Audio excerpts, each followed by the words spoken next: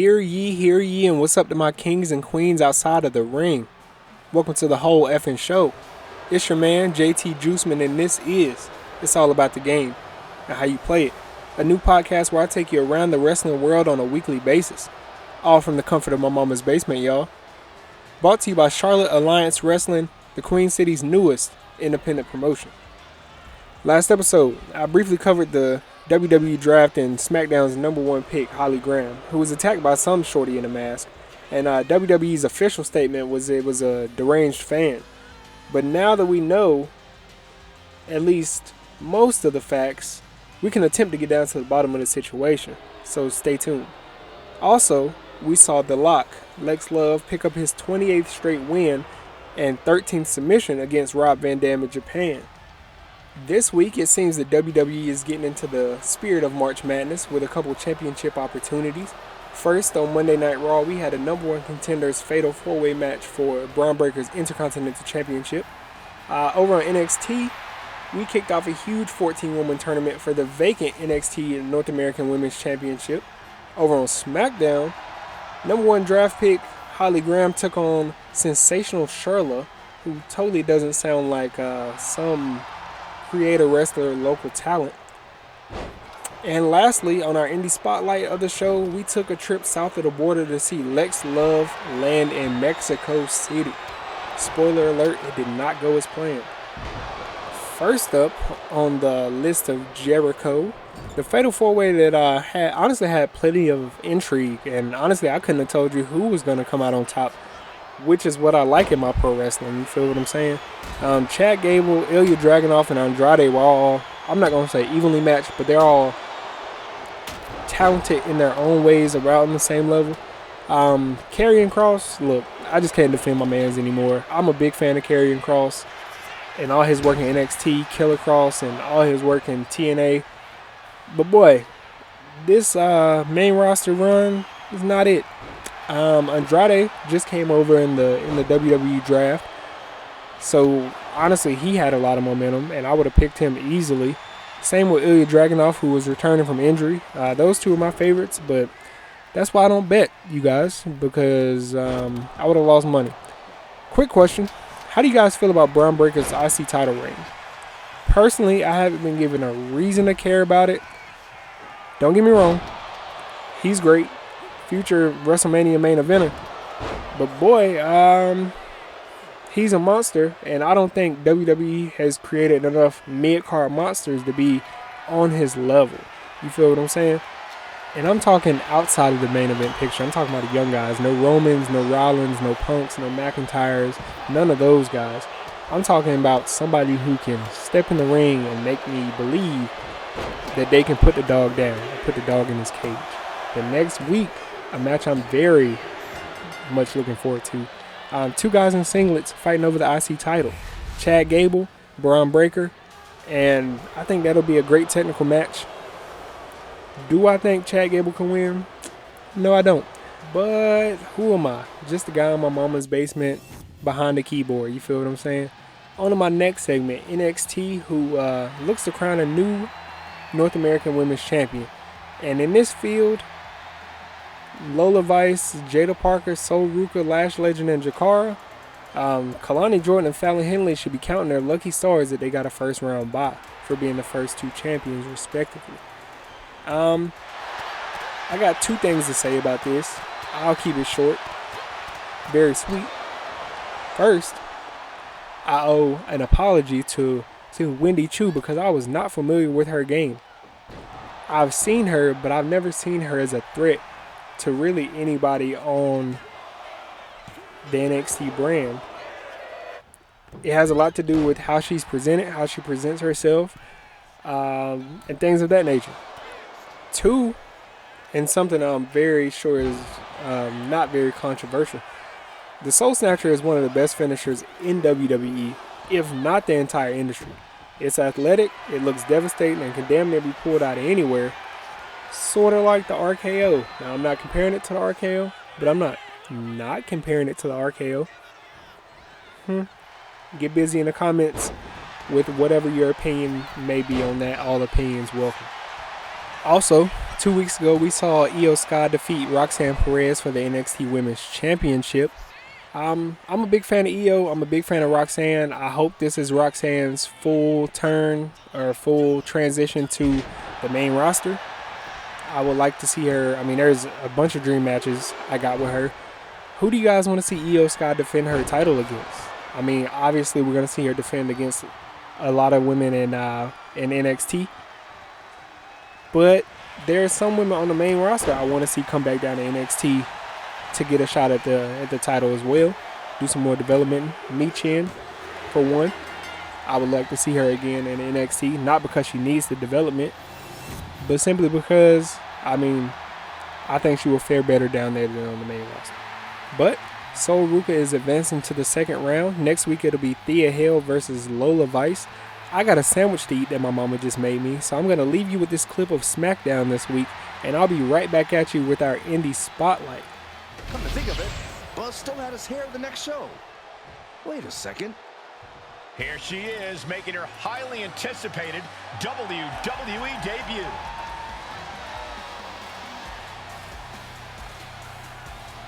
And her opponent, from Pembroke, North Carolina, Holly Correa. The anticipation has really been building for this moment. Fans have been imagining her competing inside a WWE ring for years.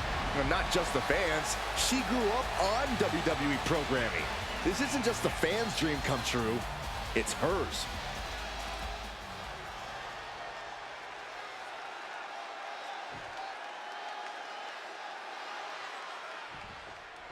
The pressure to live up to the hype must be immense. Everyone's eyes are on the #1 Picks WWE debut tonight. They are, but SmackDown General Manager Nick Aldis has clearly set her up with an opportunity to come out of the gate strong. Absolutely, Corey. She's got an amazing opportunity to put the events of last week's draft behind her and prove she was worthy of that top spot and all the hype. Slam! Talk about intimidation. I'm not sure if it's resilience or stupidity that's going to drive you to try and come back from a move like that.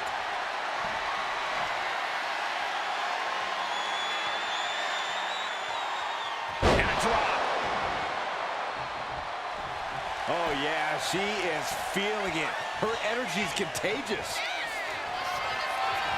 Just deadlifting right there. The power. Remarkable power being shown here. Gets the shoulder up after one. Got to change something up with the pin technique. Oh!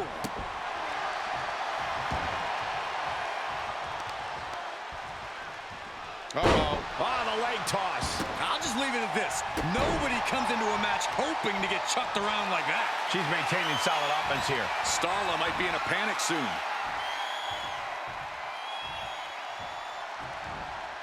And a slam. The amount of force behind that is enough to knock a normal... From the middle rope. Oh, what a splash.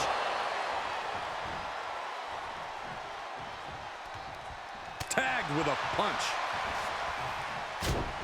Sharp jab and series of strikes to the back. Clubbing blows. You can see that each strike drained their opponent's energy. Gut-wrench suplex. An unyielding showing of authority. No two ways about it. And a sit-out powerbomb. Thunderous impact. And she's not done yet. Impressive to not even allow a 2 count at this juncture.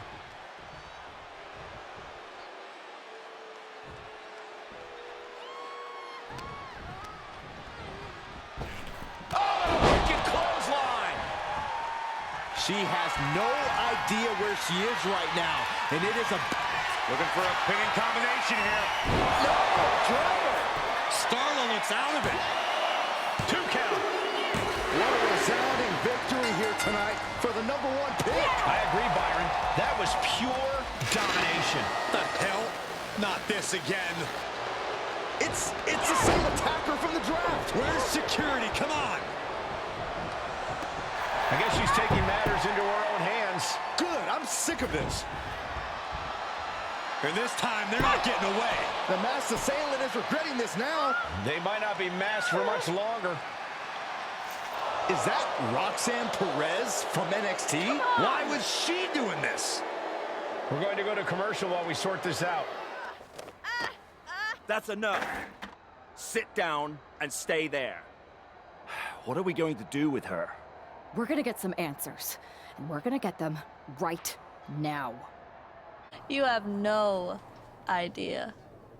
You better start explaining real fast before I beat the truth out of you. The new era has arrived. Is this about the draft? Because Triple H said it was the start of a new era? It's been right in front of you, but you can't ignore it anymore. What's been right in front of me? LARDON. I think I've had about enough. We'll settle this when you face me in a match next week. Now get this attention-seeking nobody out of here!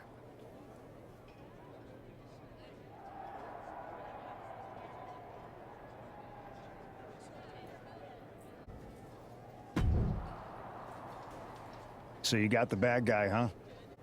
Looks like it.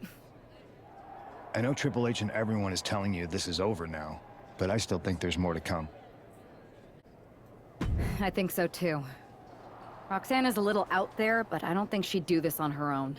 There's gotta be other people involved. Exactly. And the entire roster should be on the lookout. I know I will be.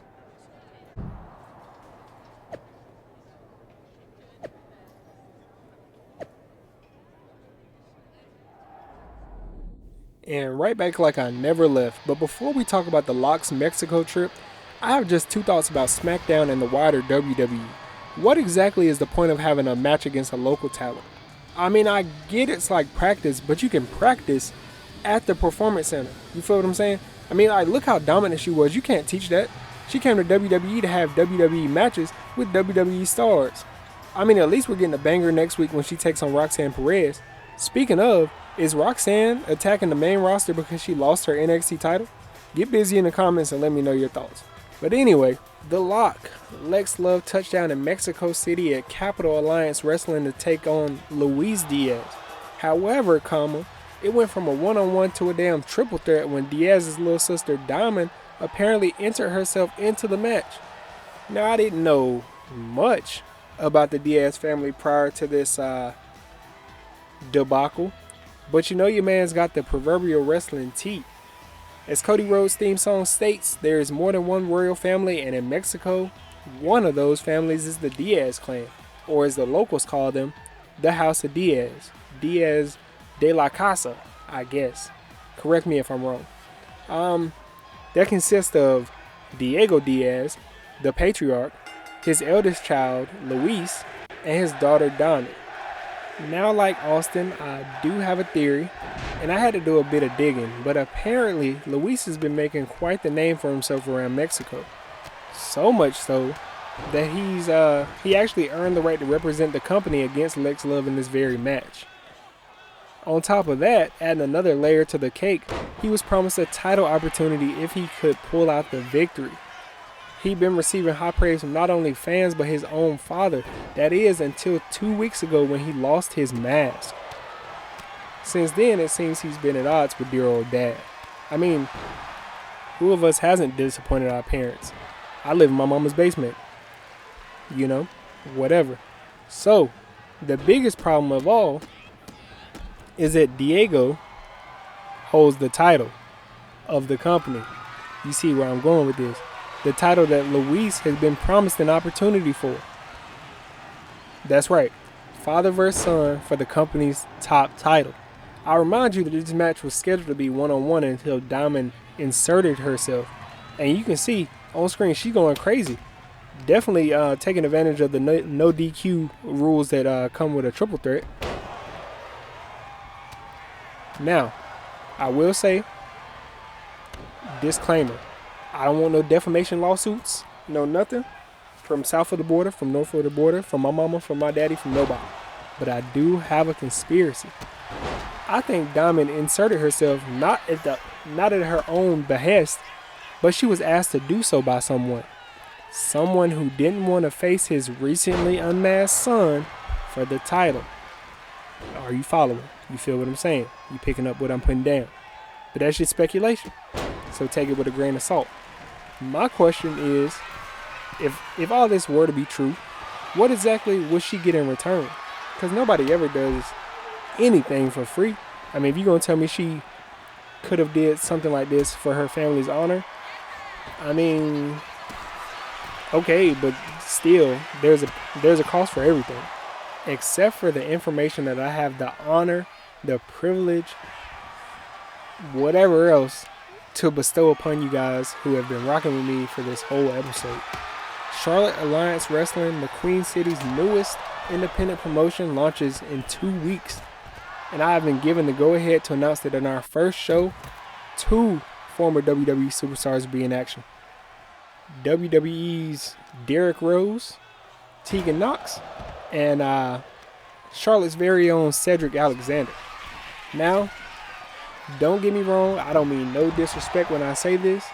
If you haven't saw the first 2 episodes of my podcast, then you'll know, or you won't know, I guess, that there's a list of people I feel could have reached higher talents if not for their bodies betraying them, like Derrick Rose in the NBA. Y'all remember how prime Derrick Rose was before he got hurt? That man could have been a king killer. You feel what I'm saying? Tegan Knox is one of those people. Tegan Knox has a very high ceiling still, in my opinion. She has a very high ceiling, but she was hampered by what? 2 or maybe 3 severe knee injuries. So do with that information what you will, but understand that, I mean, in a physical game like this, you know, your body is what does the physical part. So anyway, like I said, she'll be there. Cedric Alexander, who is from the Queen City, he'll be there. Their opponents have not been named yet, so fingers crossed that we'll see, you know, some great matches. Now I understand that there's always going to be some online discourse about former Fed talent, but what do y'all expect these people not to work? I mean, I think for one that wrestlers, like any other profession, should go where they can flourish, go where they're wanted, go where they're needed, and get in where they fit in. With that being said, total speculation on my part, Lex Love, you guys already know if you watched this episode, the last episode, the episode before that, Lex Love is also from Charlotte. He's also from the Queen City. So if there is any match that should go down at Charlotte Alliance's very first show, it's 2 Charlotte boys throwing bowls, doing flips, making each other tap out. You feel what I'm saying? Especially if the rumors of Lex Love's retirement have any weight to him. Oh my gosh, I didn't even catch that on the first time viewing this match. Did you hear that slap? Let's talk about Diamond Diaz for a second. Not only did she insert herself into this match with her brother and Lex Love, but she held her own the entire time. Look, if none of that Diaz family stuff is true, then I mean I don't know what we'll see from these guys, but I think it's to that point. But with that being said, and now that we know that the Lock's win streak is now at 29 straight, 13 of those by submission, what's stopping him from putting on for his hometown crowd one more time to make it 30 straight and ride off into the sunset, if the rumors are true? Regardless of what he chooses to do, I mean, you know, I'll be covering it all, and I'm still hopeful for that interview. But anyway, my time is up, so get busy in the comments, and remember, tribalism is stupid, and you can't be anybody else, so be the best you that you can be. Be blessed, and tune in next time to It's All About the Game and how you play it.